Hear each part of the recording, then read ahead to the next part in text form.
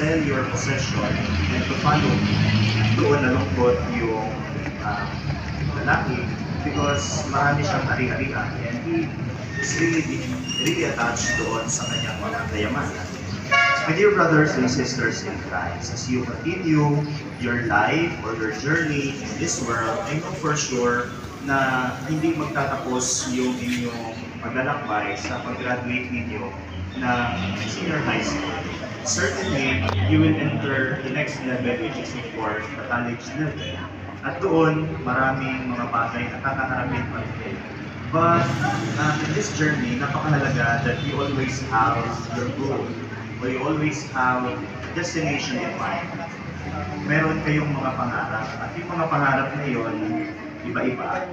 I know for sure na lahat kayo ay merong gustong marating sa inyong kanya-kanyang buhay. Many are dreaming to be teachers. Many are dreaming to be doctors. Many are dreaming to be police or uniform personnel. Or some, baka merong gustong magpari. Meron bang gustong magpari yan? Vocation complete na ito. So, kung gusto niyo pumasok ng seminaryo, to become a priest, you can always enter. The doors of the seminary is always open for you. Para sa mga lalaki lang. Sa mga babae, baka gusto naman ninyo mag-madre. Okay? But the point is, lahat tayo mayroong gustong maabot sa ating buhay. But before we go there, we need to undergo many stages or many phases in our life bago natin marating yun. But in order for us to achieve those dreams, we should consider three things. Unang-una, dapat meron tayong clear vision of where we want to go. Napakahalaga sa buhay na meron tayong nilook forward na destination. Napakahalaga na meron tayong goal na gusto nating maabot sa ating buhay. Ito yung tinatawag natin ideal self. Ano yung gusto nating mangyari in the future? Saan natin gusto marating yung hinaharap sa ating buhay? And with that, kinakailangan makita muna natin unang-una yung ating actual self. Sino ba tayo ngayon? Ano ba yung composition natin ngayon? Of course, the moment you are still students, you are still undergoing your academic training and formation. Sa pag-umubog nyo academically, of course, doon din nakabase yung inyong lalakbay towards the future. But the actual self ay kinakailangan mag-correspond doon sa inyong ideal self, which is your dream. Kinakailangan yung sarili natin ngayon ay naka-align doon sa kung ano yung ating pangarap. Hindi natin po pwedeng sabihin na gusto natin maging doktor. Hindi naman tayo nagkakaroon. Hindi natin po pwedeng sabihin na gusto natin marating yung ating pangarap kung wala naman tayo ginagawa at gawin. So, the moment our actual self is we are always students, but eventually, kung magsumikap tayo, mararating natin kung ano yung gusto natin parating. At towards that goal, ito yung pinaka-importante sa lahat. Towards that goal, not only the actual self, but yung ating daan patungo doon, which is of course, it is a series of decision making. Our achievement of our goal is a series of decisions. It is a series of actions, and it is always a series of attitude. Kung hindi tayo o hindi naka-align yung ating attitudes, yung ating decisions, o yung ating mga ginagawa towards our goal, we do not really actualize kung ano yung ating pangarap. It's as if nangarap tayo, pero hindi naman natin gustong puntahan. It's as if gusto natin pumunta somewhere else, pero yung iba yung daan na ating tinahak. Kaya napakahalaga ng ating attitude towards life. Napakahalaga ng ating disposition. Napakahalaga ng buhay na ating isinasabuhay araw-araw towards the achievement of our goal.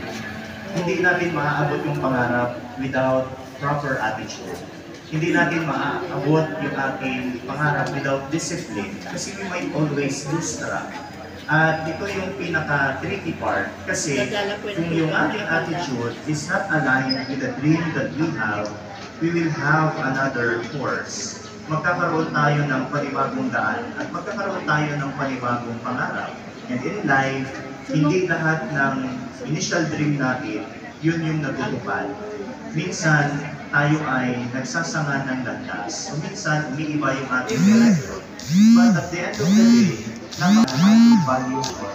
Napakahalaga na kung paano natin isinasabuhay yung ating buhay. Kasi doon tayo magsiset o doon nakabase kung ano yung hinaharap na nag-aantay sa atin. And so, to relate it in our gospel for today, this rich young man in our gospel wants to go to heaven. Gusto niyang mapunta sa langit.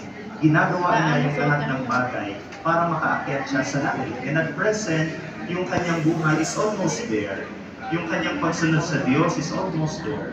But he lacks one thing. Yung iwan magsakripisyo ng mga bagay na meron siya. And later on, do not know if he went to heaven, but certainly, with his disposition at that moment, baka hindi siya makaakyat sa langit. Because he is so much attached to his life here on earth. Sa ating paglalakbay, we should always bear in mind that God is with us in our journey.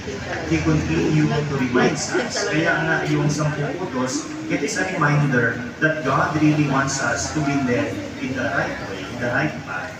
Na sa ating pagpapasya, yung pagsusumikap na maging mabuti at maging tapat sa kung ano yung nararapat ay napakahalaga. We should always be true to our identity. We should always be true to who we are. At kasama doon yung pagiging anak ng Diyos. And a big chunk of it is our being children of God. Na tayo ay mabubuti, na tayo ay mapagmahal, na tayo ay nilikha ng Diyos na punong-puno ng kagandahan at kabutihan sa ating mga puso. And so, as we continue the journey in life, let us always bear in mind na hindi madali ang lahat, o hindi magiging madali because we need to undergo so many things, so many decisions, so many actions, so on and so forth. But kung malulustrap tayo sa kung ano yung tama, sa kung ano yung dapat, doon tayo maniligaw. But if you will always be reminded that God is with us along the way, then we should not fear. Magbago man yung ating pangarap, at least we are on the right path because we are on the proper disposition and we are always guided by God. Na huwag nating alisin yung Diyos sa bawat pagpapasya natin sa ating buhay. Kasi our life needs a lot of discernment. It needs a lot of reflecting. Hindi lang tayo basta bara-bara sa ating desisyon. Pinagsusumikapan, pinagnininayan yung bawat bagay na ating ginagawa. And so, as we continue, let us pray that God may guide us, He may protect us, and continue to send us His Holy Spirit that we may know kung ano yung dapat natin gawin sa ating buhay. Congratulations once again. Please all rise.